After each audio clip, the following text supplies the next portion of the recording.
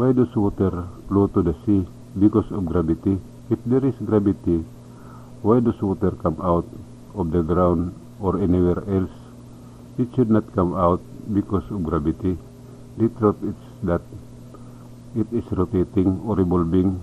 The non-evaporated clouds goes to the bottom of the sea and then come out of the ground again.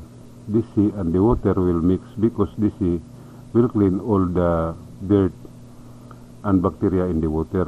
When the water is clean, it will be heavy and it will fall to the bottom and enter and except the earth or anywhere that has a passage. So the sea does not grow. Nowadays, a lot of water has become a clouds or rain due to extreme heat. Do not believe that it is because of the ozone layer that is being pierced. The question number 1 is the ozone layer visible? Number 2, the astronauts went to the moon. Where did they go? Only the astronauts say that the end of the world is set and cannot be changed. I will show the truth. This is the word. You can see the first letter in the name of the Creator is G inside the, from N or North to A or S to W or West and to S or South. This is news. A sunrise, the N night come, the W word, the A end. It comes from Him and it cannot be changed. What does sunrise, night come, word in? How will the end of the word happen? This is the red lines are the path of the sun towards the word. In 1960s, the sun started moving towards W or West or word. Until 2023, it will be close to W or word and will end up limited to the word. During the period 1960 to 1975, it can still be seen that the sky is navy blue. To prove this, as people born in 1950s, what you can see today is white blue. To prove what I am seeing, look at the ocean from afar. There are two colors in the sea, navy blue and white blue. White blue is near the shore or land. This means that the end of this creation is near. To prove what I am seeing, I have no power, but He gave me knowledge of the word of time that are placed all over the world and in the Philippines, a knowledge of disaster that are happening in different part of the world. These are the sins called blasphemy. This taught by religion and in the things people do, like tattoo on the body, no matter what is written, those power are sin or blasphemy, and there are many more things people do. In the time of Noah, there was a place that was burned. It was written Sodom and Gomorrah.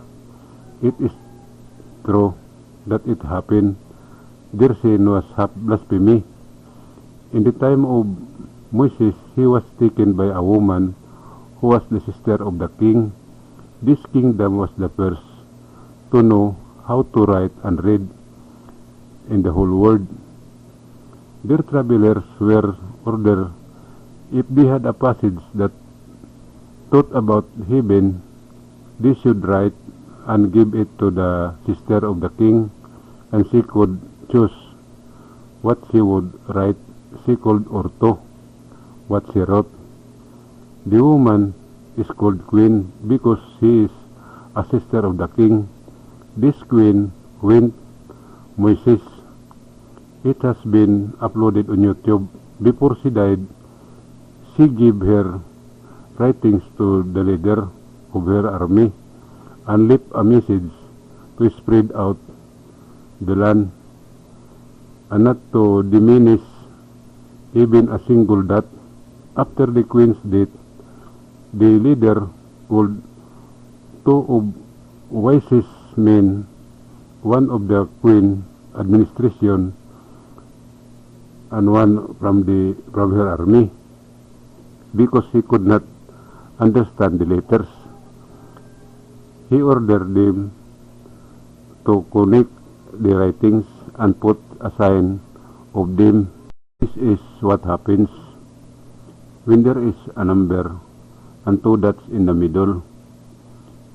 He ordered that before he preached outside Jerusalem, a copy must be left, and the name of the lesson they are teaching must be given. After a long time, they multiplied, and the queen's administration called them kingdom. They spread those letters and gave them the name Orthodox. One was no longer preached because it had no name until time of the Christ Jesus, and Saul or Paul was the leader of the army or soldier, and he had a copy of Ortho.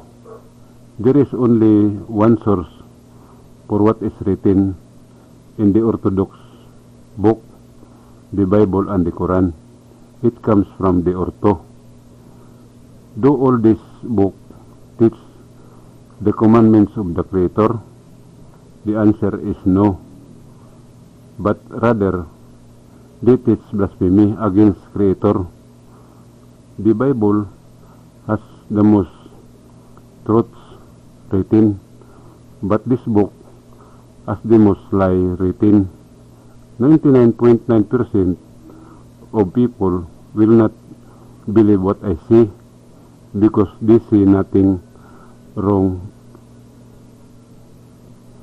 with it. When I explain in personally and actual, you might change your mind. Saul or Paul arrested Christ Jesus. At the time when Christ Jesus was about to be crucified, they passed in front of Saul, and he saw that there was something written in the back of Christ Jesus. He called the guard and asked what was written on the back of Christ Jesus. The answer was beginning and the end. He immediately ordered to take the clothes of Christ Jesus and bring them to him. Christ Jesus was crucified naked. This was the sin of blasphemy. Under the soldier gambled who would bring the clothes to Saul.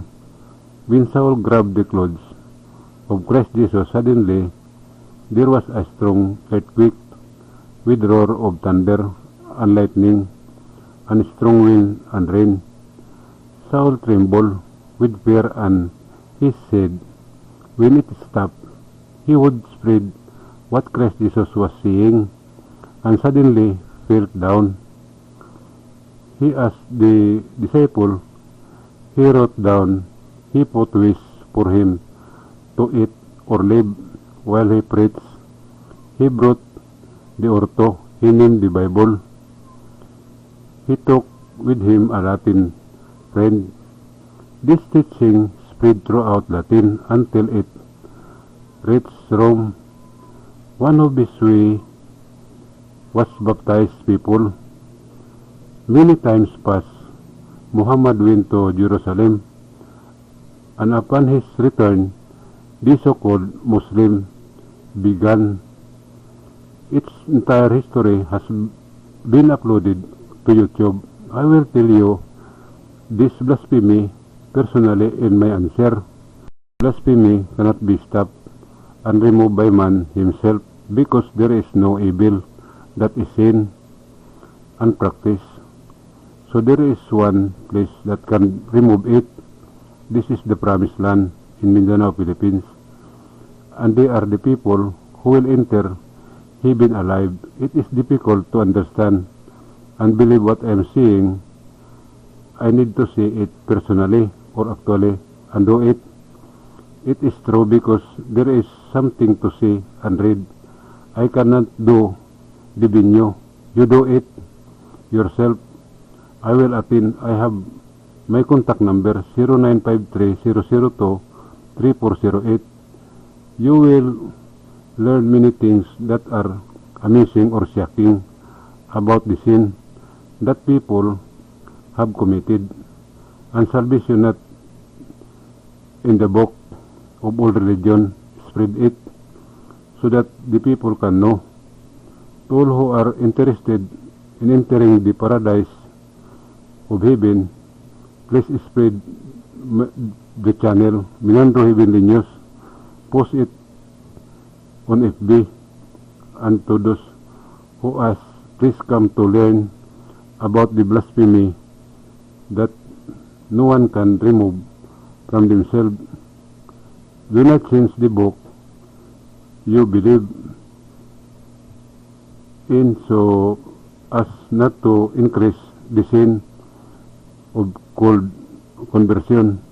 My agenda is about Iglesia, statue, paganism, baptism, the commandment of Christ Jesus for salvation, the word of time in the Philippines, the sign of the end of the world, set, how the end will happen, scary,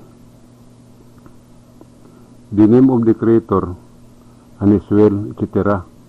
Don't worry about, cause I will teach you how to get the money back. Thank you, and mabuhay.